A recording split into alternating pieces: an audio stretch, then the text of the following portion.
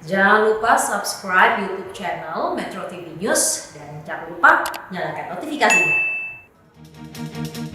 Halo, selamat pagi, salam sehat selalu, saya Indra Maulana. Keutamaan seorang pemimpin ialah kemampuan menjaga perilaku dan lisannya. Ia harus mampu karena tanggung jawabnya jauh lebih besar, tindak tanduknya menjadi anutan masyarakat. Karena itulah, bijak tidaknya seorang pemimpin bisa diukur saat ia berhadapan dengan anak buahnya yang berbuat salah. Inilah editorial Media Indonesia untuk edisi hari ini Jumat 8 Oktober 2021 dengan tema Menteri Marah-Marah. Bersama saya Indra Maulana, kami juga mengundang partisipasi Anda di nomor telepon 021-583-99-100. Dan untuk mengulasnya pada pagi hari ini saya sudah bersama dengan Dewan Redaksi Media Group, Don Bosco Salamun. Selamat pagi, salam sehat. Salam sehat, Bang selamat Don, kita pagi, bicara soal Indra. pemimpin ya, Betul. hari ini begitu ya Bang Don. Menteri marah-marah. Tetapi sebelumnya seperti biasa Bang Don, ya, kita coba ulas dulu headline Media Indonesia untuk hari ini. Yang pertama, ini terlanjutan dengan pembahasan di editorial juga kemarin begitu Bang Don, tentang prokes diperketat di semua arena di dalam konteks PON 20 Papua. Bagaimana perkembangan protokol kesehatan sebenarnya di PON ini menurut pandangan Bang Don? Kalau lihat gambar ya, lihat foto ya Indra, ini kemarin itu sudah lumayan, penontonnya sudah pada pakai masker dibanding gambar-gambar yang kita saksikan sebelumnya. Jadi penonton banyak tapi tidak pakai masker. Artinya ini upaya ya. Ini lebih maju gitu, karena memang kan ada yang tertular. Jumlahnya katanya yang terakhir ada 37 di klaster beberapa tempat itu. Dan saya kira kalau orang sudah seperti ini sudah bagus gitu. Saya ketika bicara tentang PON ini kira-kira 2 minggu lalu, kita tahu bahwa Papua ini, PON Papua ini lebih dari sekedar PON. Ini adalah pesta persaudaraan antara Papua dan seluruh rakyat Indonesia. Betul, ya. Karena kemudian kita lihat jendelanya lewat televisi, lewat publisitas yang ada, kita bisa melihat bagaimana perhatian sama bangsa ini terhadap Papua. Lalu kemudian kalau misalnya ini sukses, kemudian juga akan menjadi lebih sempurna kalau sukses juga mengendalikan penularan COVID ini. Gitu. Jadi kalau dua-duanya bisa berjalan, prestasi jalan, persaudaraan bisa jalan, lalu kemudian COVID bisa dikendalikan, ini adalah sebuah tanda bahwa kita bisa. Gitu. Jadi ini sukses tambahan gitu, Indra. Ya, artinya ini jauh lebih baik. Yang penting bukan lagi masalah ada atau tidaknya yang positif, tetapi bagaimana memitigasi persoalan kesehatan di sana. Baik, kita beralih ke headline kedua ya Bang. Ini kita bicara tentang kemudahan untuk investor. Menarik sekali, memang target pemerintah kita ini kan masuk di 40 besar dunia, kemudahan berusaha atau berinvestasi, ease of doing business dengan sistem yang online single submission, kemudian di Surabaya ada Surabaya single window. Ini menurut Bang Don, apakah memang kita udah on the way menuju ke 40 besar? Iya, Undang-Undang Cipta Kerja memaksa kita untuk ke sana. Dan rasanya mungkin sudah mulai ada di lapangan yang memperlihatkan kita akan makin mudah gitu, dan targetnya tidak main-main. Dari peringkat 73 dunia menuju ke 40 besar. Ya, peringkat 40 besar itu sesuatu yang fantastis sebetulnya. Ya, karena ini juga menjadi kejutan untuk kita misalnya ketika kita masih punya kebiasaan untuk mengatakan kalau bisa diperlambat kenapa harus dipercepat, kalau bisa dipersulit kenapa harus dipermudah gitu. Sekarang dengan proses perizinan yang berbasis risiko, kalau risikonya kecil itu tidak perlu syarat terlalu banyak gitu. Kalau makin tinggi tentu perlu ada persyaratan yang lebih ketat. Tetapi orang betul-betul berharap ini akan lebih cepat. Saya kira keluhan investor dari dulu, dari berbagai survei dan dari berbagai pengalaman, dari berbagai macam yang kita dengar di lapangan itu adalah soal kerumitan perizinan. Kerumitan perizinan ini juga menjadi sumber korupsi, menjadi sumber pungli, dan itu menjadi soal, dan kemudian itu menimbulkan biaya tinggi yang harus dibebankan kepada konsumen, orang-orang seperti kita gitu. Baik. Oke, ini mudah-mudahan kita benar-benar dengan sistem yang seperti ini, kemudahan berusaha harus nyata di lapangan lah. Jadi jangan hanya main konsep terus-menerus begitu. Baik Bang Don, saya ajak Bang Don untuk melihat di halaman ketiga karena ini menjadi hal yang sangat menarik beberapa waktu terakhir ini tentang tarik menarik ya, atau bisa dikatakan hampir buntunya mungkin soal jadwal pemilu. Ada yang mengusulkan di Februari, ada yang mengusulkan di Mei begitu, Iya. tapi kemudian karena berbarengan dengan pilkada ada yang mengusulkan mundur di 2025 dan lain sebagainya. Ini Iya. ada dorongan agar ketua-ketua partai politik bertemu dengan presiden. Catatan Bang Nun seperti apa ini soal jadwal pemilu ini? Ya, memang menjadi menarik karena jadwal itu kan pasti bukan sekedar jadwal. Iya, bukan hari H aja kita Iya, bicarakan ya. Karena pasti ini ada urusannya dengan pertimbangan atau reason politik masing-masing parpol. Betul, iya. Kenapa jadwalnya harus begini, kenapa jadwalnya harus begitu, itu pasti ada reasonnya. Walaupun itu tidak unspoken, yang tidak diketahui oleh publik begitu. Cuman kemudian ada gagasan untuk bertemu dengan presiden. Ya kita doronglah ketemu supaya kemudian bisa diselesaikan kan. Kalau poin kita adalah bahwa kita sudah sekian kali pilkada, sekian kali pemilu, pilpres atau pileg, Betul. yang kita harapkan sebetulnya ya publik makin cerdas memilih pemimpin karena konsennya ada di situ gitu. Jadi dan kemudian kedua, sebetulnya kan bisa dipermudah ini soal jadwal. Orang kalau menentukan jadwal sekian, orang kan tinggalkan down, oh kalau jadwal sekian saya harus mempersiapkan 200 hari atau 300 hari sebelumnya, Iya, lalu betul. kemudian tahapan-tahapan itu bisa diikuti. Tetapi kenapa harus tunda tahun depan, kenapa harus begitu, tentu ada reason yang kemudian bisa diterima, tetapi kalau misalnya mereka tetap susah menetapkan itu, layak untuk mereka bertemu. Bagaimana jalan pikiran pemerintah yang diwakili oleh presiden dan bagaimana jalan pikiran anggota legislatif yang kemudian bisa dipahami juga oleh pemerintah. Kenapa seperti ini? Untuk kita tetap saja ujungnya kalau bisa sih pemilu kali ini dibuat sedemikian rupa sehingga betul-betul kita bisa atau rakyat bisa memilih pemimpin yang baik. Itu saja Karena sebenarnya itu konsen poinnya. kita Itu saja sebetulnya. poinnya ya. Dari dulu itu kita, karena kemudian banyak yang berulang-ulang memilih, ternyata kita salah pilih. Memilih, ternyata ini koruptor. Iya, memilih, iya, ternyata. iya. Dan itu saya kira kita harus mulai mengakhiri, karena kita sudah punya pengalaman cukup panjang. Gitu. Jadi dibuat sistem di mana masyarakat bisa memilih dengan baik calon-calon yang Memilih pemimpin yang baik. memilih pemimpin yang baik. Baik, Bang Don, kita singgung soal editorial Betul. kita hari ini sebelum kita lihat tayangan lengkapnya tentu saja. Ya. Tapi pertanyaan saya mungkin pertama begini Bang Don, apakah kita mau mempersoalkan cara orang memimpinnya atau kita mau melihat hasilnya sebenarnya Bang Don? Ya memang ini menarik untuk melihat cara Risma memimpin ya, Iya. Indra. Karena ini kasusnya kan kasus Ibu Mensos, ya. Mensos. Risma itu kita menurut editorial hari ini adalah perlu mengendalikan emosi karena dia adalah pemimpin publik yang tentu akan menjadi akan menjadi panutan publik. Iya. Tapi di sisi lain diakui Risma itu adalah seorang pekerja keras, seorang pekerja yang sungguh-sungguh, dan kalau kita lihat track recordnya di Surabaya, di akhir masa jabatan itu, dia itu menciptakan kepuasan publik 93%. Atau 97%, hampir 100%. Iya. Cara Risma memimpin persis sama seperti sekarang kan deretan marah-marahnya itu kan banyak. Iya, iya. Data kemudian memperlihatkan terakhir dia termasuk menteri yang paling tinggi tingkat kepuasannya. Iya, kepuasan sekarang publik ini. ya terhadap kepemimpinannya. Lalu kemudian editorial hari ini memperlihatkan hasil kerja dia, penyaluran bansos mulai membaik, data cleansing mulai jalan, data adalah soal yang membuat itu sengkarut gitu. Tetapi pada akhirnya ketika Indra bertanya, apakah cara itu menjadi lebih penting gitu? Nah, iya. Betul. Tentu penting, tetapi kalau saya disuruh memilih gitu, saya akan memilih buahnya lebih penting. Hasilnya. Sebuah kerja yang baik akan ditentukan oleh buah atau hasil dari pekerjaan itu gitu. Risma sudah memperlihatkan di Surabaya, tapi dalam kasus Mensos atau Devsos, kita berharap hasil kerjanya akan baik.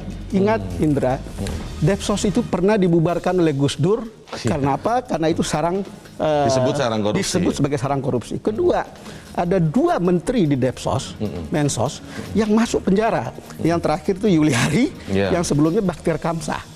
Jadi kemudian persoalan kita begini, Mensos itu mestinya ya tanda kutip ya, mestinya orang-orang yang kerja di situ itu adalah sosiawan. Karena mereka itu adalah orang yang membantu orang yang paling susah, miskin, fakir, lalu kemudian orang yang susah karena bencana.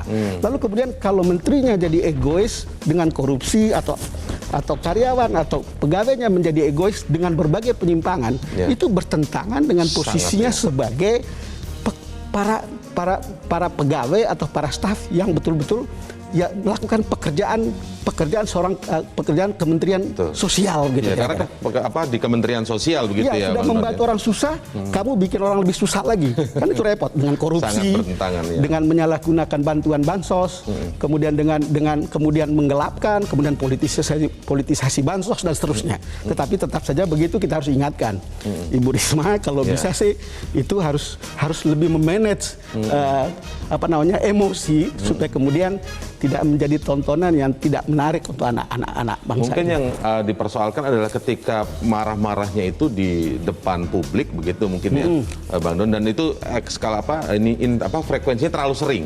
Di daerah ini marah-marah besar, banyak. di daerah ini marah-marah besar. Memang daftarnya banyak sampai kemudian ada yang bilang ini politik pencitraan, drakor, drama Korea. Arahnya, drama Korea. Tetapi kalau kita mengenal Risma lebih baik, orang akan mengerti menurut saya kenapa itu dilakukan. Sekali lagi, buah dari pekerjaannya sudah dinikmati oleh masyarakat Surabaya. Kita pun berharap buah dari pekerjaannya akan dinikmati oleh orang-orang susah di Republik ini dan memperbaiki kinerja Depsos. Karena dulu di situ sarang koruptor, kemudian di situ juga 2 menterinya sudah terbukti yang terkasus ya. Dan ini semua sopan, menterinya tidak marah-marah seperti itu, tapi sekarang tinggal pilihan. You mau pilih yang marah tapi buahnya akan bagus, walaupun itu masih spekulatif, atau milih yang santun tapi tidak bekerja apa-apa dan bahkan mungkin korup begitu kira-kira. Pilihannya nanti kita bahas lebih lanjut ya Bang ya. Kita lihat terlebih dahulu tayangan lebih lengkap editorial Media Indonesia untuk edisi hari ini, Menteri Marah-Marah.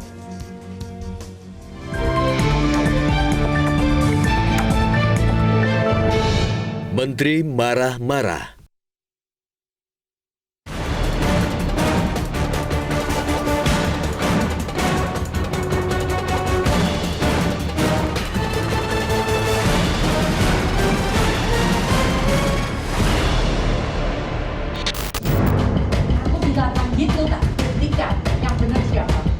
Keutamaan seorang pemimpin ialah kemampuan menjaga perilaku dan lisannya. Ia harus mampu karena tanggung jawabnya jauh lebih besar. Tindak tanduknya menjadi anutan masyarakat. Pemimpin itu diminta untuk menjaga mulutnya sebab ucapan menjadi cermin dirinya sendiri. Karena itulah bijak tidaknya seorang pemimpin bisa diukur pada saat ia berhadapan dengan anak buahnya yang berbuat salah. Ada pemimpin bijak yang mampu mengontrol emosinya. Sebaliknya, ada pula pemimpin yang meluapkan emosinya. Meluapkan emosi beragam cara. Ada yang marah-marah, tidak sedikit pula yang memaki-maki anak buahnya. Marah tentu tidak akan menuntaskan masalah, malah menimbulkan masalah baru. Rekaman video Menteri Sosial Tri Risma hari ini yang sedang marah-marah beredar luas. Amarahnya memuncak kala rapat bersama pejabat di Gorontalo pada 30 September. Bukan hanya kali ini beredar luas rekaman video Risma marah-marah. Kemarahan Risma bisa dipahami sebagai kesungguhan dirinya untuk memperbaiki sengkarut penyaluran bantuan sosial kepada masyarakat miskin. Apalagi data bansos belum sepenuhnya terkonsolidasi. Namun, perlu dipertimbangkan secara baik dan benar. Apakah seorang menteri perlu memarahi pendamping program Keluarga Harapan atau PKH di muka umum? Terlalu jauh rentang koordinasinya. Jangan-jangan bukan urusan menteri menegurnya. Eloknya, jika pendamping PKH bermasalah, menteri cukup berkoordinasi dengan gubernur atau kepada dinas sosial. Pendamping PKH bukanlah level seorang menteri untuk memarahinya. Memarahi orang di depan umum tidaklah patut karena hanya bertujuan mempermalukan alih-alih mendidiknya. Kemarahan Risma memang berbuntut Bupati Gorontalo Nelson Pomalingo memberhentikan Kepala Dinas Sosial Husai Uy. Diberhentikan karena Husai dinilai tidak menjawab dengan benar saat ditanya oleh Risma terkait data PKH. Pada pertengahan Juli lalu, Risma juga sempat memarahi anak buahnya di Bandung. Dimarahi karena dianggap tak cakap dalam menangani dapur umum saat pemberlakuan pembatasan kegiatan masyarakat darurat. Kemarahan Risma di Bandung menyulut kontroversi karena ia mengancam anak buahnya dipindahkan ke Papua. Seakan-akan Papua menjadi tempat pembuangan pegawai bermasalah. Seorang menteri merupakan pejabat negara yang wajib memberikan teladan dalam menjalankan etika kehidupan berbangsa. Patutnya Risma sebagai Menteri Sosial membimbing dan memberikan teladan terbaik bagaimana menyelesaikan masalah secara komprehensif tanpa marah-marah yang malah menambah masalah serta menggerus hormat dan muruah. Lain kali jika masih mau marah-marah, marahilah para dirjen atau direktur di kementerian. Tuntutlah mereka untuk mengawasi dan mengoreksi anak buah masing-masing, sebab begitulah fungsi struktur birokrasi dibentuk. Terlepas dari marah-marah, harus jujur diakui bahwa Risma berkemauan sangat kuat untuk membenahi data. Kemensos meluncurkan New Data Terpadu Kesejahteraan Sosial yang sudah dipadankan dengan nomor induk kependudukan yang dikelola Ditjen Kependudukan dan Catatan Sipil Kementerian Dalam Negeri. Risma juga berhasil membenahi metode penyaluran bansos yang jauh lebih cepat dan tepat sasaran. Terkait penanganan bencana di tanah air, kinerja Kemensos juga patut diacungi jempol. Kinerja yang baik disertai kemampuan menjaga perilaku dan lisan, tentu jauh lebih baik lagi bagi seorang pejabat. Lisan pejabat perlu dijaga karena ada pepatah yang mengatakan, karena mulut badan binasa.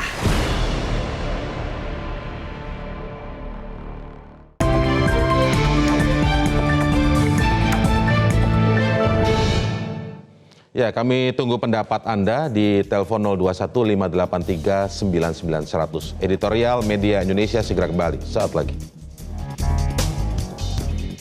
Ya, tema editorial kita pagi ini adalah Menteri Marah-Marah. Tayangan lengkapnya tadi sudah kami sampaikan di segmen sebelumnya. Kami tetap tunggu partisipasi Anda di line telepon yang bisa Anda baca di layar televisi Anda. Baik, saya kembali ke Bang Don. Ya. Bang Don, ini kan menarik. Tadi Bang Don sudah panjang lebar menjelaskan bagaimana kinerja seorang dilihat dari buahnya ya. Betul. Walaupun caranya juga perlu dikoreksi. Betul. Nah, tapi kalau sedikit boleh, karena konteksnya adalah Ya. Menteri Sosial Bu Risma begitu ya. Ya. Melihat konteks terakhir itu saat marah-marah di Gorontalo begitu ya. Ya. Sempat ada respon waktu itu bupati yang cukup tersinggung, mengatakan tersinggung, saya marah. Gubernur Iya, posisinya. iya. Nah, itu kemudian sehari setelahnya istrinya mendapat semacam surat begitu, pesan elektronik. Lalu kemudian berubah sikapnya, malah kemudian pejabat ini mengganti dari anak buahnya yang dimarahi oleh Risma di lapangan. Ya, tentang Gorontalo ya. Ya. Sehari setelah itu saya ditelepon oleh seorang tokoh Gorontalo tentang Risma marah-marah itu. Karena gubernurnya merasa tersinggung, kenapa Risma yang harus memarah-marahin anak buahnya dan bukan dia gitu. Tentu ada benarnya, tetapi tokoh ini bilang memang ada problem besar seperti penyaluran bansos-bansos lainnya di berbagai tempat. Itu ada problem sengkarut yang besar di situ. Di situ ada politisasi bantuan. Bagaimana bantuan itu kemudian dikasih ke konstituen yang bakal memilih gitu. Kedua, dia mengatakan dengan baik ya. Saya rasa saya sejalan dengan itu. Jangan lihat kemarahan ini sebagai sesuatu yang berdiri sendiri. Lihat konteksnya. Jadi apakah misalnya kepala dinas ini ada di tempat ketika urusan-urusan penting di TKP, di lokasi ya, ketika ada bencana atau bagaimana gitu. Kemudian apakah dia melakukan cleansing data? Karena data ini kan problem yang membuat kerja Depsos itu sangat sengkarutnya di lapangan itu susah. Data sudah dikoreksi dari daerah belum tentu sampai di sini. Atau sebaliknya data dari sini kemudian tidak sesuai dengan data di sana, sehingga bantuan itu tidak tepat orang, tidak tepat waktu, jumlahnya juga tidak tepat, dan itu kemudian menjadi persoalan. Kalau lihat seperti itu, saya sih melihat harus lihat konteks dari semua ini gitu. Walaupun kembali pada problem utama kita adalah semua cara tentu ada hal yang kita harus kritik, gitu. Ada cara lembut juga pada saat tertentu juga bisa dikritik. Gitu. Sama seperti cara marah kita bisa mengkritik pada saat-saat tertentu. Tapi dalam konteks tertentu mungkin ada benarnya. Artinya orang harus pada tempatnya melakukan tugas itu dengan cara yang tepat. Tapi ujung dari semua itu kan buahnya. Nah, tetap pada akhirnya itu pada hasilnya. Kalau hasilnya baik untuk kebaikan bersama, kita akan tahu. Oh iya, benar. Mungkin sekarang itu nggak enak dilihat, nggak enak didengar, nggak enak. Kok rada risih gitu. Tapi karena memang namanya obat pasti pahit begitu Bang ya? Ya, pernyataan Indra mungkin lebih baik dari apa yang saya katakan bahwa kalau mau sembuh obatnya harus pahit. Kalau lihat Kementerian Sosial ya. Tetapi kembali lagi kita harus tetap mengingatkan Ibu Risma untuk menggunakan cara-cara yang baik, menggunakan cara-cara yang mungkin tidak harus selalu marah gitu, mungkin ada cara lain gitu yang mungkin membuat itu bisa lebih efektif. Tujuannya kan supaya efektivitas itu, kinerja birokrasi itu bagus gitu. Gitu, seperti yang kita sudah katakan tadi ya, Indra, ini pengaduan di Depsos itu, Mensos itu sangat banyak Kementerian Sosial itu.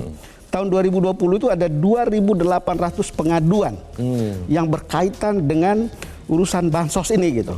Apa? Ada soal kartu KKS atau kartu keluarga belum diterima, ada buku tabungan yang belum diterima, ada jumlah bantuan tidak sesuai, ada saldo nol, ada KKS terblokir, ada kemudian pemotongan penyunatan bantuan, kemudian ada salah orang, itu begitu banyak gitu.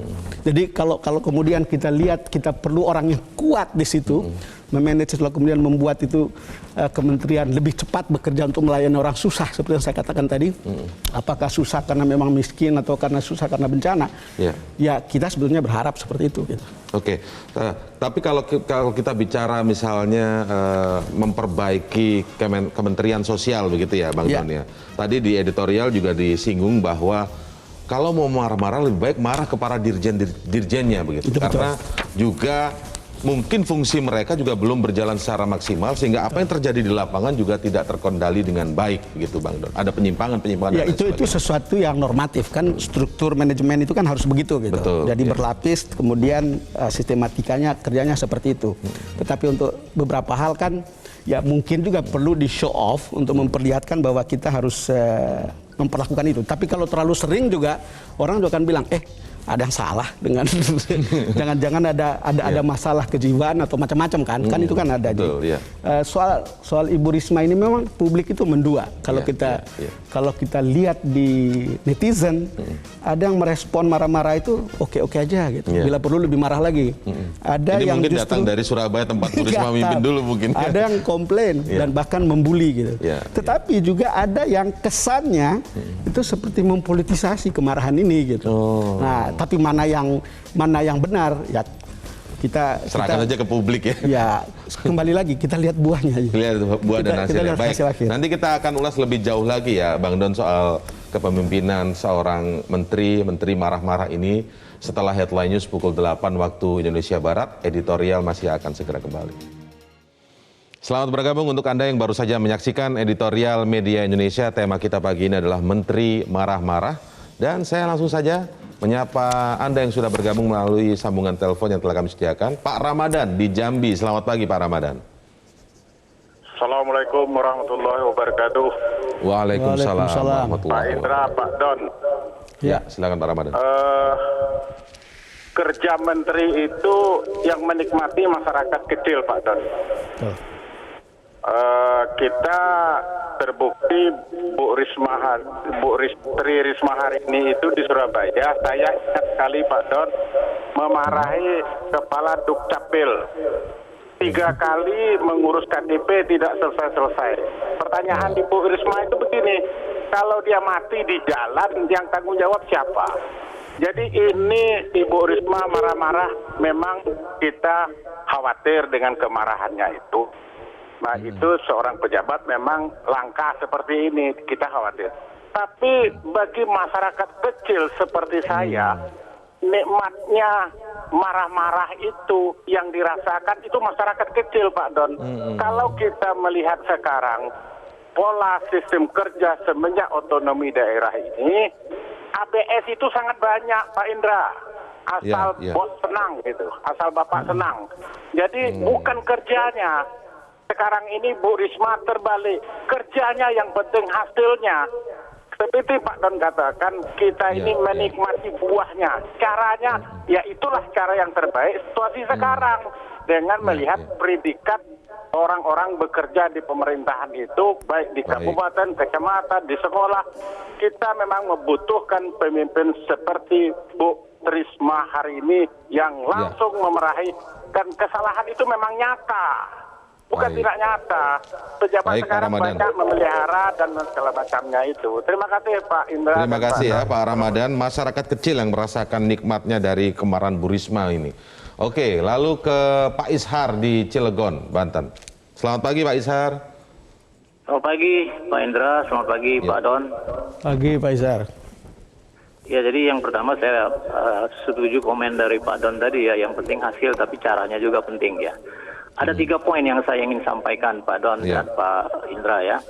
Yang pertama dari manajemen leadership, tentu kita semua tahu bahwa emosi itu perlu dikendalikan gitu, tidak boleh meletup-letup seperti itu ya. Tapi yang namanya manusia ya kadang-kadang hal itu terjadi karena ini bukan hal yang gampang juga sebenarnya ya. Yang kedua mungkin ini saran sama Ibu Risma itu ya, mungkin dia perlu lebih sensitif untuk membedakan kapan, di mana dan apa gitu yang dia akan lakukan itu ya. Jadi mungkin di Surabaya, kota Surabaya seperti ini oke gitu. Mungkin di tempat lain belum tentu oke. Itu yang perlu lebih sensitif Bu Risma ya. Nah, kemudian yang ketiga, begini, di dalam leadership manajemen modern itu memang yang disebut dengan manajemen walkabout itu sangat penting. Manajemen walkabout itu kalau bahasa kita itu adalah manajemen belusukan gitu ya. Di dalam manajemen belusukan itu sangat mungkin terjadi ketika kita ada di lapangan itu menemukan hal-hal yang sangat berbeda dengan laporan gitu, seperti yang penelpon pertama tadi. Sehingga dengan demikian maka emosi itu akan seketika gitu ya. Nah, emosi spontanitas ini harus dimaklumi juga oleh masyarakat. Kenapa harus seperti itu? Pasti ada penyebabnya gitu. Seperti dibilang Pak Don tadi, ternyata ada yang menelpon memang di sana itu parah terjadinya.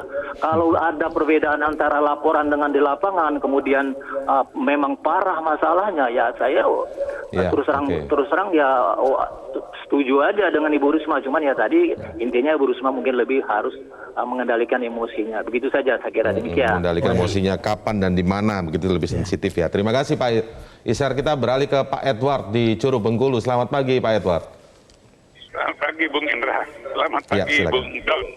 Ini agak menggelikan ini situasi yang begini ini. Kenapa menggelikan Pak? Sebenarnya saya bilang begini, gubernurnya yang protes, harusnya gubernurnya yang bertanggung jawab karena ini kan di daerah. Di daerah Bu Risma itu kebetulan belusukan, nemukan hal yang begitu itu terjadi mungkin di seluruh Indonesia. Yang kita sesalkan, begitu ditanyakan dengan petugas PKH-nya, dia gelapakan untuk menjawab kenapa ini terjadi. Padahal aturannya sudah jelas. Nah, jadi kalau yang ada ngomongkan harus marah dirjennya, ini betul-betul bukan. Ini orang lapangan. Mereka kan sudah diberi tuntunan buku petunjuk apa yang harus dilakukan, aturan-aturan tentang PKH. Di daerah saya saja banyak PKH itu yang diselewengkan, yang harusnya untuk Sianu, akhirnya dipindahkan untuk Sianu. Dengan semena-mena mereka pindahkan. Nah ini harus, kalau Bu Risma melihat, begitu dia masuk ke Departemen Sosial, ternyata semuanya amburadul, ya terakumulasilah kemarahannya, kesalnya itu. Dia sudah berusaha membina, tetapi di bawah tidak pernah. Sudah pengalaman dia marah berapa kali. Di bawah kan nggak pernah berubah, tetap mereka jalankan selama tidak ketahuan. Nah tadi itu mereka cuma buat laporan asal Bapak senang aja. Yang penting laporan secara administrasi benar, walaupun pelaksanaannya nggak benar. Saya dukung tokoh-tokoh kalau ada di daerah saya yang berani begitu, saya setuju. Berapa kali pun dia nyalon pemimpin akan saya dukung. Begini, seperti rakyat kecil cara-cara seperti Bu Risma ini maksudnya ya. Lah iya, supaya ada shock terapi. Ini akan bermanfaat bagi masyarakat kecil. Masyarakat kecil yang akan bermanfaat. Mungkin yang dewan orang-orang pejabat merasa tersinggung. Dia sendiri nggak ngerjakan. Gubernur harusnya dia yang ngerjakan daerah dia. Oke, baik. Terima kasih Pak Edward. Kita sudah tanggap poinnya ya, sama dengan penelpon pertama tadi, masyarakat kecil yang merasakan nikmatnya dari marah-marah ini. Oke, langsung ke Pak Ahmad Yani yang ada di Jambi. Selamat pagi Pak Ahmad Yani. Pagi, Kak. Silakan Pak Ahmad Yani. Ya, pagi Pak. Saya sangat Silakan, setuju Pak. Pak dengan yang dilakukan oleh Ibu Risma, karena contoh sudah ada, contoh nyata di daerah Jawa Timur dengan hasil kerja kerasnya beliau. Jawa Timur bagus. Nah, itu dijadikan contoh untuk Indonesia. Karena pejabat-pejabat di Indonesia ini umumnya itu kalau tidak dimarah itu kayaknya diam. Jadi sudah betul caranya nih menurut Pak Ahmad Yani ya? Iya betul, itu karena gini Pak, kita ngalamin sendiri di daerah kita aja yang bantuan-bantuan sosial itu banyak yang nggak nyampe. Jadi pola yang Ibu Risma lakukan itu sudah benar kalau menurut saya, karena beliau tahu persis bagaimana penderitaan masyarakat kecil. Nah jadi seperti gubernur, wali kota itu kan seharusnya mereka sudah melihat apa yang dilakukan oleh Bu Risma setiap kunjungannya ke daerah itu, mereka seharusnya sudah berpikir bagaimana caranya kalau dia berkunjung ke kita, data kita bagus. Iya, baik. Oke, baik, terima kasih Pak Ahmad Yani di Jambi atas partisipasinya memberikan pendapat. Tadi ada Pak Ramadan, Pak Ishar, Pak Edward, dan terakhir tadi Pak Ahmad Yani. Kita akan kembali mengulasnya setelah jeda berikut ini. Sebelum kita ulas lagi bersama Bang Don, Dewan Redaksi Media Group, kita terima dulu satu penelpon kali ini dari Surabaya. Ibu Indah, selamat pagi Bu Indah. Halo, Bu Indah, selamat pagi.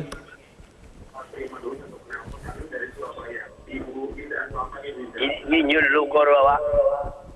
Halo, baik, baik. Ya, belum tersambung rupanya ya, Ibu Indah di Surabaya. Sebenarnya kita ingin mendengarkan tanggapan dari warga Surabaya ini terkait dengan editorial kita pagi ini. Tapi Bang Don, kita lihat tadi sudah ada 4 penelpon ya. Menariknya memang rata-rata justru mengatakan begini, mungkin yang tersinggung pejabat-pejabat di daerah-daerah itu, tetapi bagi masyarakat kecil justru merasakan dampak positifnya. Lagi-lagi ini Bang Don bicara soal buahnya tadi seperti yang juga disinggung oleh Bang Don. Ya, buah harus baik, buah harus berlimpah, tetapi untuk seorang pejabat publik caranya juga harus baik. Editorial Media Indonesia hari ini ingin mengingatkan Ibu Risma seperti itu. Gitu.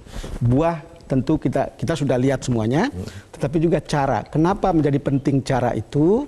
Karena ini ada hubungannya dengan penampilan publik. Karena exposure publik, kemudian apakah itu juga bagus untuk pendidikan bagi publik? Gitu. Betul. Cara-cara seperti itu dalam konteks tertentu efektif. Tapi untuk hal tertentu belum tentu efektif. Sekali lagi, kalau kita bicara soal Depsos atau Kementerian Sosial yang kemudian dulu banyak korupsinya, ada 2 menteri yang ini mungkin sebuah sisi di seberang yang lain gitu. Dengan cara seperti ini mau memperlihatkan ini harus dilakukan dengan cara yang bersih gitu. Cuman kan sejarah yang akan membuktikan atau waktu kemudian yang akan membuktikan hasil-hasil itu yang akan menjadi pencerita yang bagus, penutur yang bagus tentang kinerja seseorang gitu. Itu kira-kira. Tapi saya kira ini saat ya sekarang coba deh ada begitu banyak pola atau modus atau ada cara untuk menyampaikan perintah dengan cara yang lebih baik. Betul bahwa memperlihatkan itu di lapangan, lalu kemudian show it to the public, lalu kemudian itu mungkin akan ada dampaknya. Tetapi kalau itu terus-menerus, orang lalu kemudian berpikir, ada apa gitu. Betul kita tahu, kalau kita mengenal, kebetulan saya cukup tidak sering, tapi beberapa kali ketemu Ibu Risma secara pribadi atau dalam pertemuan yang lebih terbatas, lalu kemudian ada beberapa pertemuan umum cukup banyak. Kita tahu kan, semua orang tahu bahwa Ibu Risma ini seorang pekerja keras. Seperti yang dikatakan oleh editorial juga, dia seorang pekerja yang sungguh-sungguh gitu. Tetapi juga kita harus lihat, ini juga perilakunya, gayanya temperamental gitu.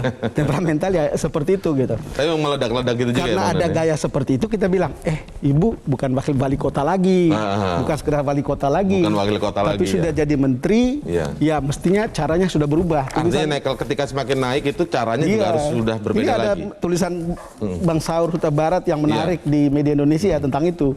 Jadi ketika wali kota mungkin itu bisa diterima karena skalanya kecil, tapi ketika sudah jadi menteri itu sudah cara-cara seperti itu mungkin tidak tepat lagi gitu. Kira-kira itu yang mau dikatakan pagi ini gitu. Bang Don, boleh kita dengarkan warga Surabaya dulu ya untuk memberikan pendapatnya. Satu penelpon, Ibu Indah, selamat pagi Bu Indah. Selamat pagi. Ya, silakan Ibu Indah untuk memberikan pendapatnya Bu Indah. Oh iya, kalau Bu Risma itu kan memang kita warga Surabaya, jadi kita mungkin lebih terbiasa dengan sikapnya Bu Risma yang sebenarnya bukan ujuk-ujuk marah ya. Kalau Bu Risma itu pasti ada sebabnya. Bukan Cuman Bu spontan Risma ya. itu tipe betul spontan, dan Bu Risma itu tipe orang yang nggak mau jadi penonton gitu. Jadi ketika ada masalah itu ya sudah diselesaikan gitu. Cuman mungkin memang tidak memuaskan semua orang ya. Kalau kita jadi yang dimarahi ya pasti malu lah, muka kayak ketopek-topek ya gitu. Tetapi Bu Risma itu orangnya sebenarnya lempeng dan baik hati, dan saya percaya itu bukan personal gitu. Jadi dia itu memang kalau bekerja itu all out gitu. Jadi nggak separuh-separuh, apalagi jaim, apalagi dia nanti kayak semacam ada tendensinya atau ada ini nggak ada. Dia kerja nggak ada udang di balik batunya, nggak ada ya. Betul, nggak ada ya. Dia apa adanya kayak gitu. Jadi kalau misal katakanlah ya memang benar semua ada aturannya, tetapi memang stylenya dia itu seperti itu, dan hal seperti itu yang membuat pekerjaannya itu jadi ada hasil gitu ya. Tapi ya kita terimalah kekurangan dan kelebihan orang itu kan beda-beda ya. Harap maklum kalau gitu, orang se-Indonesia sekarang kalau misal ada Bu Risma marah-marah, jangan baper lah, tolong ya, mohon jangan maaf baper, gitu. Tetapi itu ya, jadi baik, terima kasih ya. Itu lebih orientasinya ke hasil, iya. Orientasinya hasil. Baik, terima kasih Ibu Indah. Nah, ini permintaan warga Surabaya yang sudah merasakan hasilnya mungkin ya, Bang Don ya. Tapi memang juga ada penelpon tadi Pak Ishar yang mengatakan, mengusulkan sudut pandangnya adalah mungkin lebih sensitif saja Bu Risma kapan dan di mana. Mungkin tidak semua daerah karakternya seperti karakter orang Surabaya begitu. Ya, itu perasaan umum yang saya bilang tadi, itu publik itu terbelah. Orang yang merasa lihat kerja birokrasi yang busuk seperti itu, begitu ada yang marah, dia merasa terwakili. Tetapi ada juga orang yang merasa kalau dimarahin begini, kalau saya yang dimarahin juga rasanya nggak bisa terima gitu. Itu kan hal-hal termalukan. Jadi ada dikotomi antara mereka yang suka dengan cara itu, tapi juga ada yang merasa harus dikoreksi cara itu. Kalau kita kembali kepada problem bahwa kembali kepada posisi bahwa ini jabatan publik, beda gitu. Semua tahu bahwa hasilnya mungkin akan baik gitu, tapi cara juga harus lebih bagus. Karena juga kan nggak akan menjadi soal ketika anak-anak menonton televisi lihat pemimpin marah-marah seperti itu. Mereka kan belum mengerti. Mungkin this is the best way gitu untuk memimpin, kan bisa begitu. Dan kan di kepala anak-anak kan masuk ke situ, masuk. Kan itu kan teori kayak jarum suntik gitu. Jadi kalau itu masuk ke situ, matok, lalu kemudian stay, lalu kemudian jangan-jangan ini cara yang bagus. Sebagai media kan kita mengkritik cara-cara seperti itu untuk kemudian diperbaiki. Mungkin lebih kepada tereksposnya marah-marahnya ini kali Bang ya, itu menjadi persoalan. Kapan dan di mana itu penting. Dalam konteks apa gitu. Dalam konteks apa? Terus terang saya cukup mengenal, saya kira banyak bacaan kita tentang Ibu Risma gitu. Tetapi juga kita juga harus lihat bagaimana situasi itu diterima. Responnya ada yang oke, ada yang enggak. Tetapi kan kita harus membuat hasil akhir yang semua orang kalau bisa mostly itu oke gitu dengan cara-cara seperti itu. Walaupun kalau kita bicara ujungnya kan penilaian etis. Kalau penilaian etisnya apa pilihannya? Pilihan di antara dua hal yang sama-sama buruknya, mana yang bagus gitu, atau diantara sama-sama yang baik, mana yang lebih bagus gitu. Dan tadi kembali saya katakan itu tentu harus dilihat dari kemaslahatan umum, bonum commune. Jadi kalau itu baik untuk kebaikan bersama, ya jalan gitu. Tetapi baik dengan cara yang baik, itu juga akan lebih baik, bukan? Kira-kira gitu. Itu justru jauh lebih sempurna. Tapi begini Bang Don, apakah mungkin itu menjadi too good to be true kalau diminta semuanya harus sempurna dan baik gitu? Ya, kadang-kadang ada orang pemimpin yang memilih jalan tidak populis. Nah, ada benarnya untuk konteks tertentu, tetapi untuk konteks tertentu juga tidak bisa diterima gitu. Jalan yang betul-betul berbeda dari jalan lain, saya nggak peduli you terima atau tidak, tapi hati saya dan kebaikan yang akan ditimbulkan atau dihasilkan adalah akan lebih baik, saya jalan saja gitu. Tetapi kan kita ini kan tidak dalam ruang hampa. Iya, betul. You kan bicara dengan ya ada strukturnya ketika jadi pemimpin, ada manajemennya gitu. Lalu kemudian ada begitu banyak improvisasi cara untuk kemudian mencapai efektivitas. Jadi tidak hanya dengan satu cara. Misalnya orang tidak hanya selalu dengan cara yang ramah untuk mencapai hasil. Bisa saat tertentu orang marah. Tapi juga sama tidak selalu dengan cara yang marah-marah untuk mencapai hasil yang bagus. Bisa juga sesekali dengan cara yang lebih santun. Jadi, mungkin kalau kita lihat banyak. Ya, contoh kepemimpinan nasional seperti Presiden Jokowi ketika menjadi wali kota Solo mengumpulkan para pedagang kaki lima ya. Betul. Di Solo kan itu sangat populer sekali cerita itu, sukses story di situ yang dilakukan oleh Jokowi menjadi wali kota Solo, Bang. Yang menarik itu kan seperti penelpon kita tadi yang mengatakan soal belusukan. Betul. Ini kan Pak Jokowi memulai belusukan. Orang seperti Risma juga sebetulnya melakukan belusukan. Banyak juga di antara pemimpin kita, terutama di tingkat daerah, yang melakukan belusukan untuk melihat apakah itu betul-betul berjalan di lapangan. Mungkin menguji laporannya seperti apa, lalu kemudian di lapangan seperti dicek apa. Dicek sendiri. Tapi ketika di laporan bagus-bagus tapi di lapangan tidak, ya itu kan salah satu metode untuk kemudian mengoreksi kebijakan itu sampai pada hasil yang optimal begitu. Kalau lihat itu, ya sebetulnya Jokowi juga sering marah, Presiden. Cuma caranya aja tidak seperti Ibu Risma. Tetapi masing-masing punya banyak juga sendiri, menteri yang saya dengar kalau kita ketemu itu, aduh gondok betul dengan cara birokrasi bekerja. Tapi caranya aja yang berbeda gitu untuk menyampaikan itu. Sama misalnya begini, ketika kita vaksinasi ini berbicara, apakah Pemda itu bisa jalan, birokrasi pemerintah itu bisa jalan. Sudah dilihat bahwa itu ternyata itu susah. Udahlah kalau begitu kita gunakan TNI sama Polri aja. Makanya vaksinasi bisa jalan lebih cepat. Kan kira-kira begitu. Kan jalannya tidak marah, tapi oke deh, saya nggak terlalu percaya sama kamu, tapi ini yang jalan. Gitu. Marahnya beda maksudnya ya? Caranya beda. Cara marahnya beda begitu, Bang. Mungkin begitu ya. Nah, berarti sedikit lagi tambahan, Bang Don, untuk sebelum kita tutup editorial ini.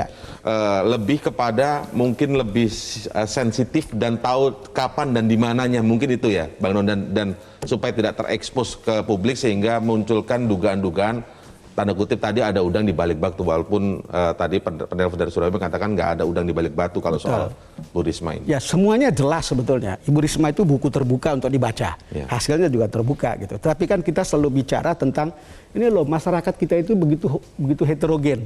Yang kalau ketika berperilaku tertentu itu bisa dilihat oleh jutaan orang, dan itu juga berdampak begitu. Maka kalau seorang pemimpin itu adalah seorang yang harus ditiru atau menjadi panutan, baik perilaku termasuk kata-katanya, maka juga harus dibuat supaya lebih baik.